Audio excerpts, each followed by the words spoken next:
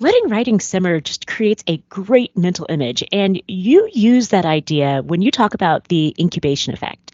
So tell me about the three phases of simmering and incubation. Yes. So, this is really probably the most important part of the writing process, at least for someone like me who comes from a really diligent, business writing, is I have to make room and time for incubation, for that creative thought. But and it can look like I'm not working, right? It can be I'm going on a walk, right? So there's a difference between procrastination and incubation, and it's very important to get this distinction down. The phases of incubation, and this goes into research into the creativity process, which is that you have to wrestle with and engage with your topic first.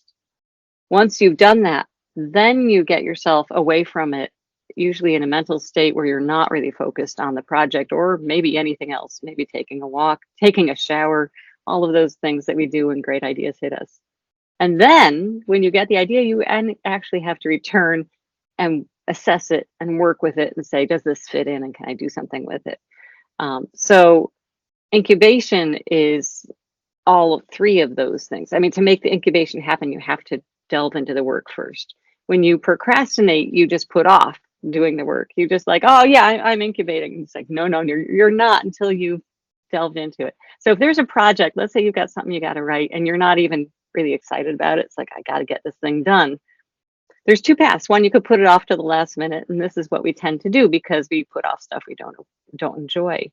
But the challenge I would give you is to say, okay, first thing, I'm going to dive in. I'm going to look at some research. I'm going to take some notes, and I'm going to find something I bet that I enjoy about this project. I can actually change my mindset about it. So do that, and then incubate it and just let it kind of revisit in your head. And I bet that you'll find something, whether it's just like a fantastic title or a great metaphor or something that's going to make you a little bit more in love with the project and make it go much more easily. I love that advice. When I'm walking around, I have in my head the four things that I want to address each time I write. So I've got my introduction, my problem, my solution, and my conclusion. And if I can't actually speak my problem and solution, then I haven't yet gotten to the point where I can write. And so that walking around and incubation is where those things just kind of pop out.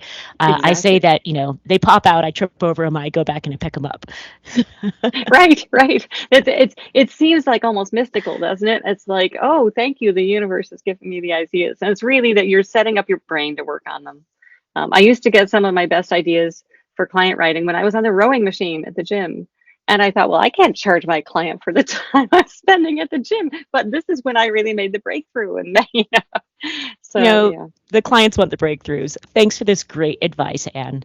All right.